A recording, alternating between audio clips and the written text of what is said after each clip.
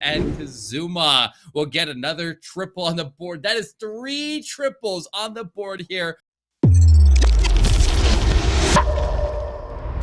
been really strong lately. He's been using the Queen Charge Lalo a lot in Legend League. Sometimes he'll switch it up here based on what he sees on the base there for war. That's what he's most comfortable with. That's what he's most proficient with is the Queen Charge Lalo. But going late in the war, they're playing the number 4 spot. We usually say that your top players want to stay in that 4th spot right there. This was typically in last season it was Klaus who played in the spot there, but KAZUMA has stepped up to the plate here, and he will be sending in his normal Queen Charge into Lalo, and this one coming in completely opposite of the Town Hall. And we saw his skills on display yesterday when he was playing through that crazy Queen Charge that he did with the war in their opening match of this playoffs. But KAZUMA will make his way forward and charge right in towards these Infernos, and right up ahead of him, Maxi, the single Inferno there, but he's going to be able to deal with a lot of threats to the side before he engages it. Yeah, I mean, that just shows the confidence. We were just talking about how they only need 2 stars at this point, you know? And he just charges from the opposite side of the Town Hall. That is actually so funny for me in a way, because you would think that they would just go for safe 2 stars, like charge the Town Hall, because we know how good he is with charging. He would probably get it down somehow, but he just goes with it with his initial plan. Probably also from the experience from Legend League, they're just like, okay, I've had the situation so often where I needed to save the 2nd star.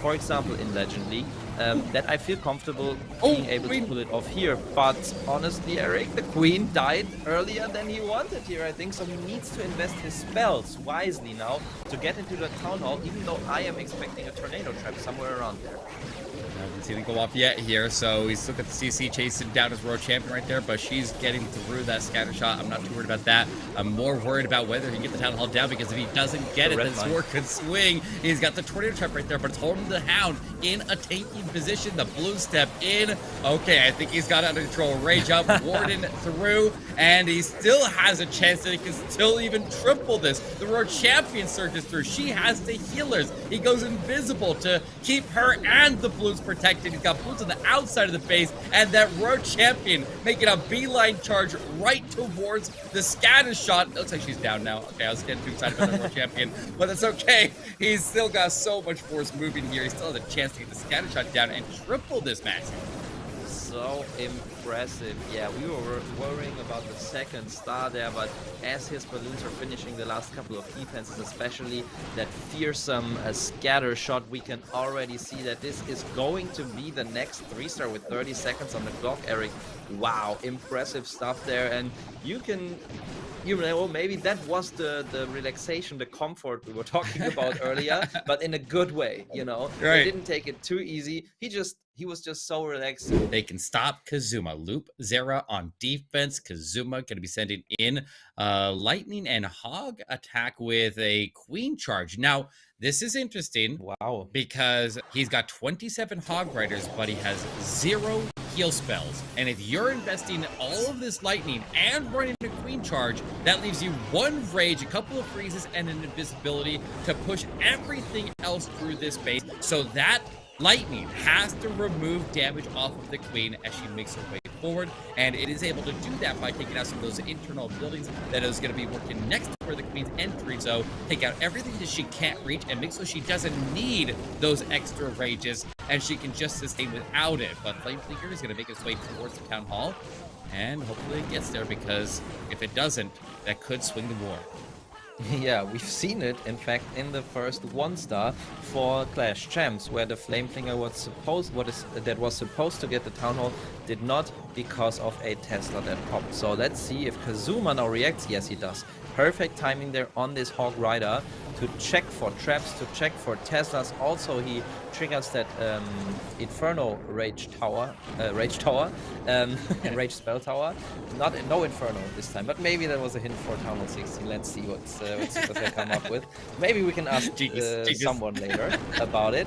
But for now, we see a Queen Charge going on. Beautiful stuff there from KAZUMA, and this Queen will no doubt go to the outside because of the rule of the 3 we were talking about earlier, and that's a great base identification after these zaps.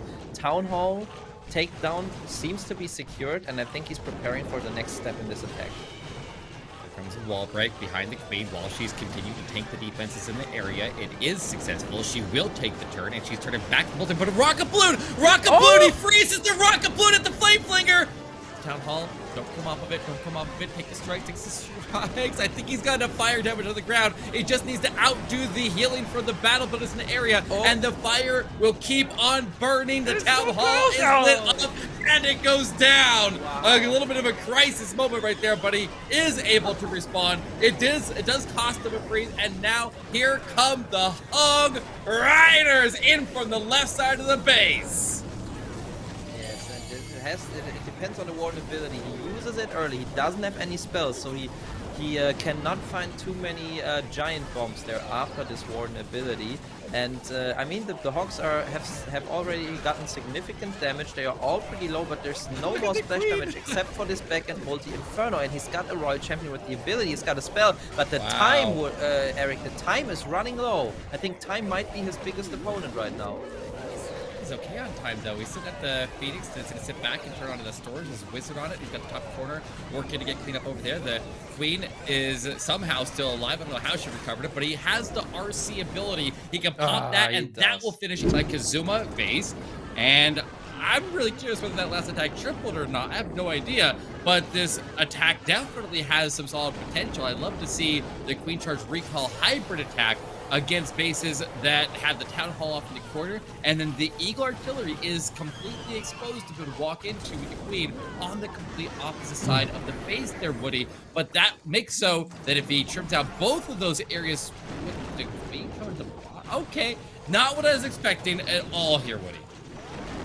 Thanks to all the true Clashers who are sticking with us through our technical difficulties. We just want to let you know that we are fixing that on our end and doing our best to make sure that everything proceeds as smoothly as possible for the players.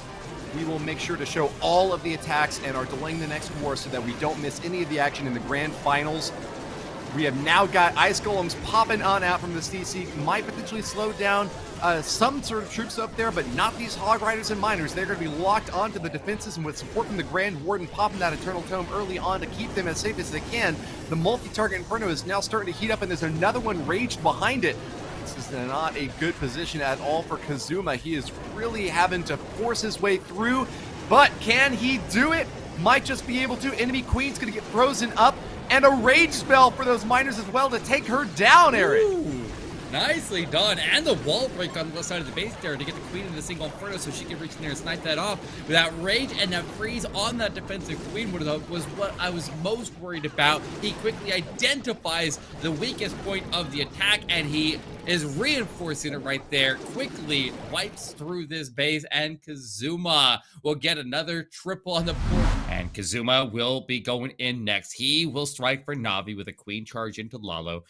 And it is another box base. We're seeing the dual Rage Towers. We've seen how dangerous that Rage Tower is by the Town Hall. We've seen how dangerous the Rage Tower is surrounded by multi-infernos around the Eagle Artillery. There is no easy side of this base. But KAZUMA opting to charge the Town Hall to try to get that multi-inferno down early.